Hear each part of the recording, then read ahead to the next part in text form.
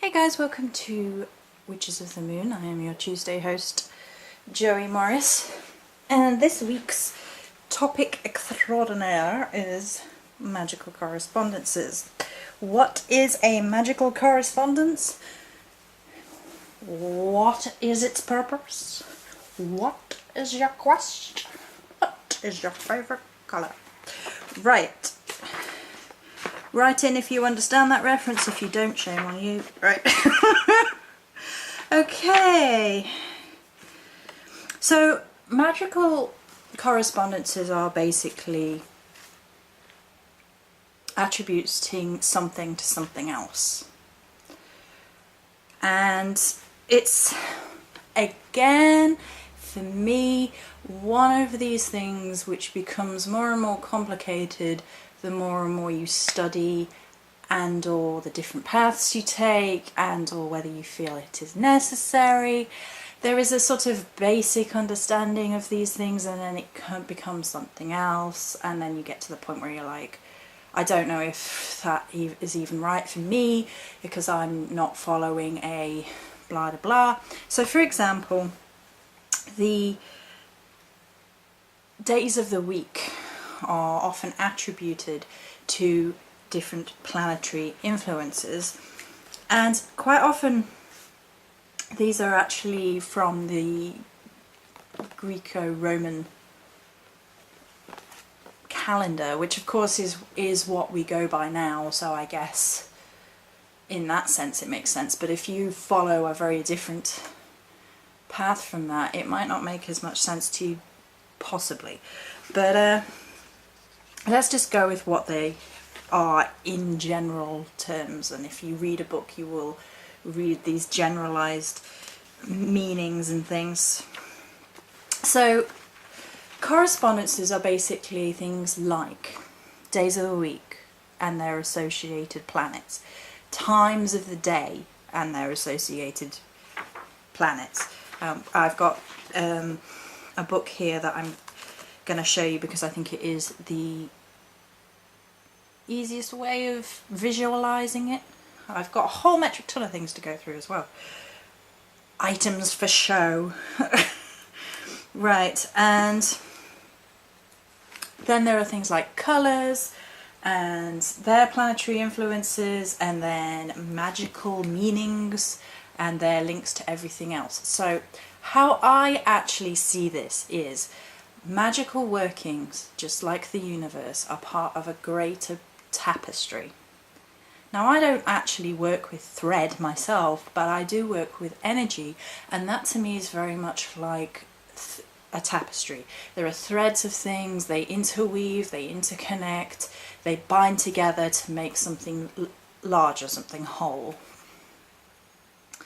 And I guess we'll just stick with spell working for magical correspondence's sake. Right, so these are the planetary symbols, and this book, by the way, is Wicca, The Complete Craft by DJ Conway, author of Celtic Magic. This is one of the very first books I ever bought. It's really, really good for covering nearly all the basics. So let's pick a day at random, or a planet at random. Venus. The weekday of Venus is Friday. The modern day is associated with the Old Norse Frigg's Day or Freyr's Day, which is nice because it's not actually Greco-Roman. Colours can be light green, light blue and pink. Use the tarot cards, the Empress and the 4 sevens. The metal is copper and the stones are amber, malachites, jade, peridot and turquoise.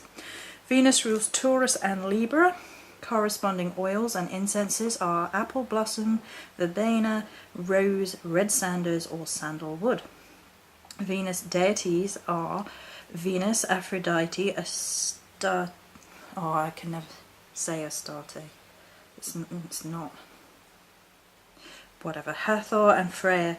Corresponding creatures are cats, lynx, leopards, doves and swans, used for rituals involving love, marriage, artistic creativity, fertility, partnerships, spiritual harmony and children. Then she has a really nice sort of chart here So you basically, you look up your planetary influences, and these are your planetary symbols if you haven't seen them before. So this one is Venus, which basically is the female symbol. So then hours of the day and hours of the night. So you want to cast a really potent fertility spell using Venus. So you read this and you say, okay, so Friday is the best day for this. And then you read the attributes. So you want to use the Empress card. You are going to have a light green candle for fertility. You would use things like rose, maybe sandalwood. You could, you know, you would line them all up and knock them all down. And then you look at the hours of the day or hours of the night on a Friday, which are corresponding to Venus in particular. So 1 o'clock in the afternoon, we'll have to presume, because it's not very clear, is very potent. 8 o'clock, oh, that must, is this in the, oh, I don't know, 8 o'clock in the morning, we have to assume, is very potent. And this says hours of the night though. So is this 8 in the evening? See, this is why these sort of things irritate me. Right, so basically, yeah, and then 10 at night. 11 at night, 12 at night. So that must be 1 in the morning. 1 in the morning, 8 in the morning. It's too early in the morning for me, I tell you. Right, so this sort of chart thing helps with that sort of thing. So you can see all of these are really kind of helpful, kind of useful, kind of interesting for basically lining up magical workings. And as you learn about new areas of magic, you start to realize that certain things, for lack of a better word, all have lots of different meanings. So I just grabbed stuff at random, and actually the Venus thing works quite well because there's a lot of stuff here that will work really well for that. For spell working. So boop.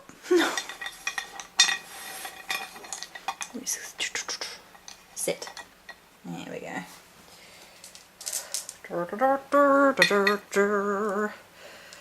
La, la, la. Yes, she's a crazy person.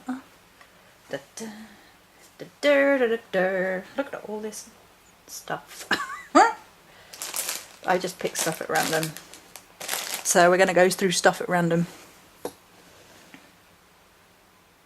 Yep. I also have tarot cards over here and other runes other than the Ogum. Right. Right. That was actually the page I needed. Okay. So, voila. I'm going to talk to you about the magical correspondences first and foremost that are generally given for the things which are now in shot. And then we're going to talk about how that then becomes a little bit more problematic the more you learn and the more you connect with certain things, and how some people will basically say that you absolutely have to stick to these correspondences no matter what, and if you go outside of them you're doing it wrong. And other people will say, well, that's ridiculous, you're going with your gut instinct and your intuition, so if you feel a particular spell requires a rather than a then you're listening to your gut instinct and intuition, which is divinely given. That sort of argument I don't get involved in. I'm like, each to their own, but you know, it's not worth it. It's like, if it feels right to you, then you should listen to yourself, because anything else is just judging the actions of other people. So, things in shot. Can we see everything? Yes. Right. So, we have a swan feather, a pink candle, a black candle, and a blue candle. 3 pieces of rose quartz, one which is in a heart shape. The Ogum, which, if you don't know what the Ogum are, they're not runes, but they're often called Celtic runes. They're Celtic staves for divination and magical purposes, which I go through on my channel. This is last week's, which is Heather. This is, can't see it very well, but this is Mugwort, and then a black gauzy bag. I have other bits and pieces which we might touch on. Right, so when you're very first starting out learning about magical correspondences, you often read the book and then you learn the book meanings, and then you sort of get those stuck in your head. So, rose quartz as a pink crystal is considered to be the crystal of loving energy. You quite frequently find them in heart shapes being representative of love.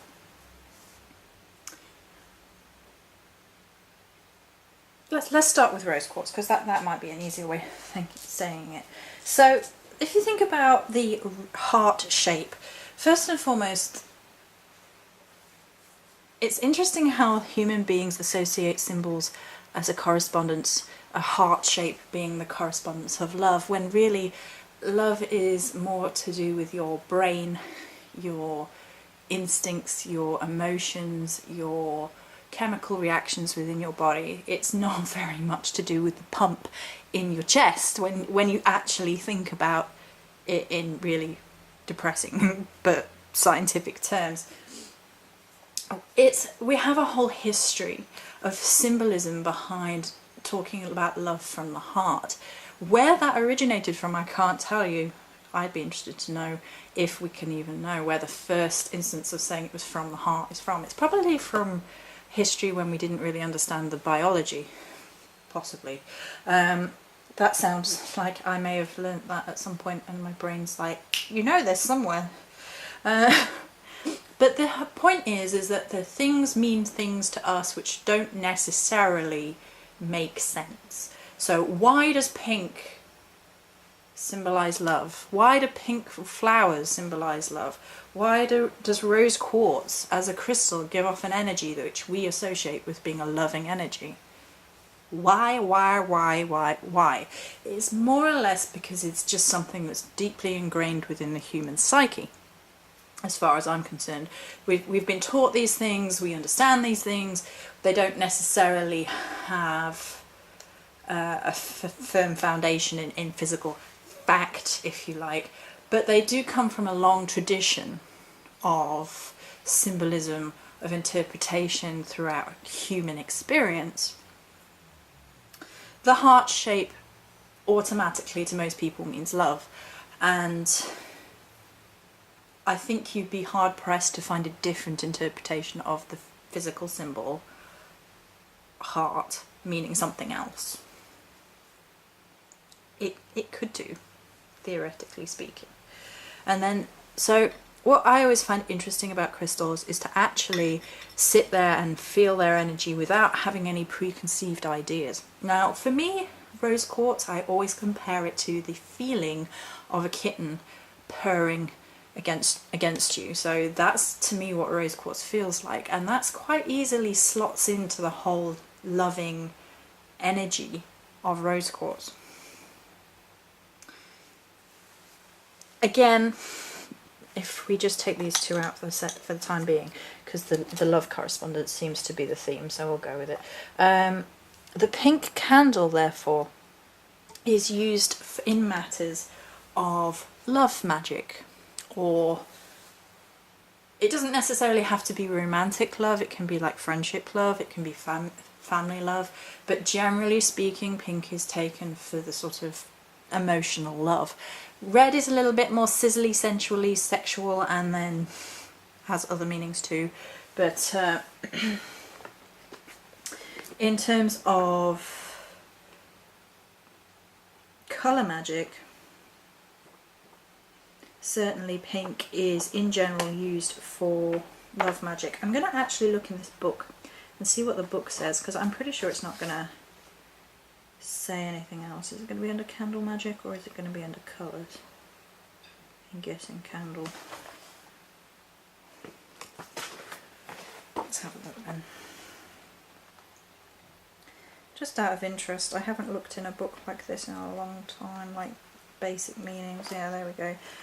The pink attracts the purest form of love, friendship, spiritual awakening, healing, and warm familial situations. So basically everything I just said. Now, I didn't think of healing with pink, but it does make sense. And that's a good way to go off, actually. Let's go on that tangent with healing with this pink and the correspondences. So as much as this setup here, because swan feathers are symbolic of love as well, because swans mate for life. So that's a symbolism which is rooted in something. So maybe all symbolisms are rooted in something originally. I don't know. Maybe. So all of this could be used in a love magic spell, theoretically speaking. You stick your candle on your candle holder, which I don't have. You surround it by throw it on the floor. Surround it by your heart-shaped crystals and your rose quartz. And you rose petals around the outside. And, you know, you light it and you waft your thing over it, pentagram over it or whatever, and you wish, you ask the universe for love. In the same moment, this whole setup can be used for healing. Now, it could be used for the very reverse of what we just talked about. It could be used for the emotional healing of someone who's been through a heartbreak, a breakup, and it is in a really bad spot and needs to be healed on a heart level because their heart is hurting from the breakup. So, you know, in the same time you use the pink as a representative of the person and their heart and the pain that they're in and the fact that they need healing, and then you use the rose quartz in a very gentle, loving, very, very gentle healing because they are very fragile right now, and then the swan feather is a symbol of strength and grace and overcoming. So in the same time, the correspondences can be shifted, which is something we shall touch on a bit more in a second. And then for the point of reference, blue candles are usually used for healing, and black candles are usually used for dispelling negativity. And black bags and black colours and things are often used in protection magic, for a protection sachet, for example. And then we have Mugwort, which is generally thought of as being a tool of divination and strengthening psychic powers.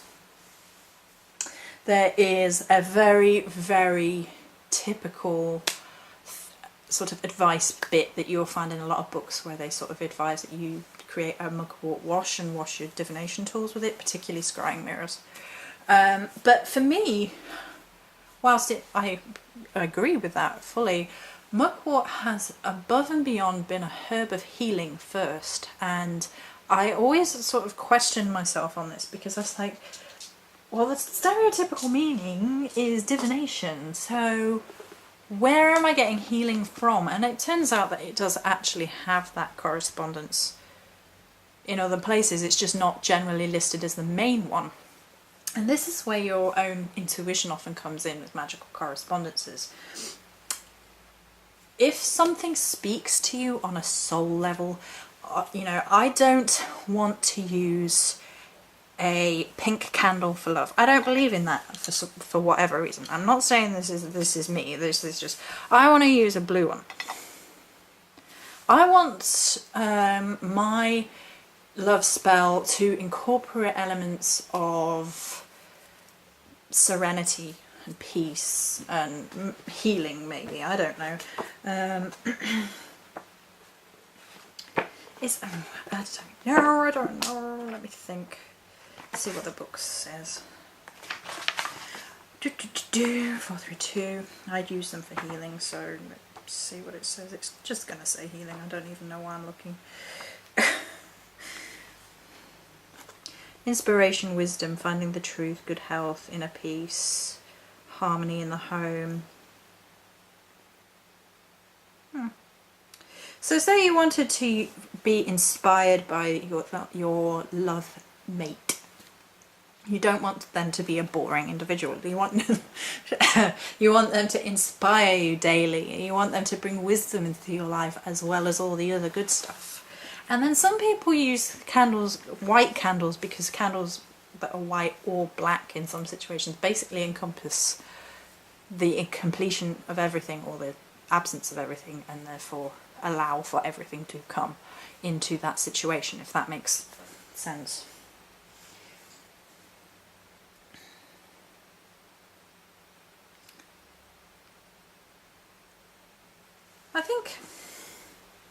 I think I've covered the main bits I really wanted to cover. I really want to sort of stress the idea of everything being a rich tapestry, and we pull all these threads together to create something. Now, the best way I think of emphasizing that in spell work is actually the elements. When working with spell work, I quite frequently do make sure that all the elements are represented in my spell work, and you actually get to the point where you do it without thinking about it. You don't actually even consider it, you just know that each element is represented in your magic somewhere. It's not always the case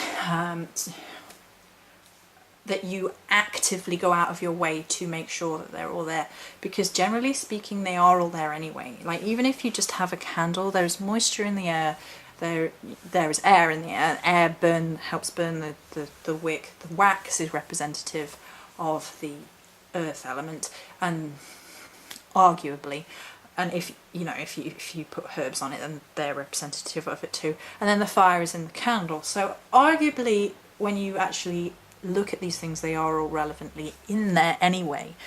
But when I go and I'm really doing a big spell and I want to make sure everything's represented, so even in this, candle for fire magic, feather for air, crystals would be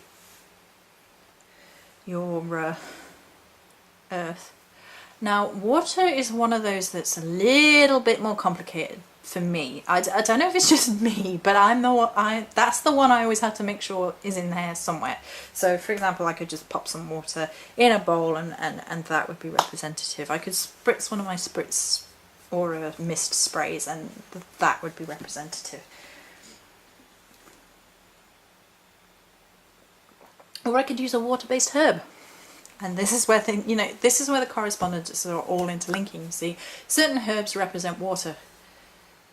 Certain herbs represent fire. Some, because they're ruled by certain houses, certain astrological signs, certain planet influences, and then therefore herbs take on a more fiery edge or a more watery edge, and they mean love magic, and they all interlink, and it all becomes very confusing. Yeah, so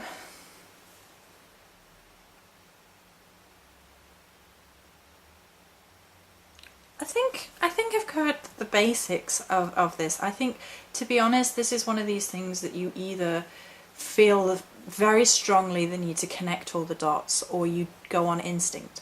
Now, quite frequently I go on instinct and I end up realizing that I've added up the dots without adding up the dots, if that makes sense. I'm like, okay, I've actually managed to get all elements in here without even thinking about it. I've actually got herbs and they all correspond to meanings of success or love or Venus or passion or whatever. They all correspond nicely, they all tie up in a bow, and it works. So I think the best advice I can give to you is literally Hitchhiker's Guide to the Galaxy. Don't panic.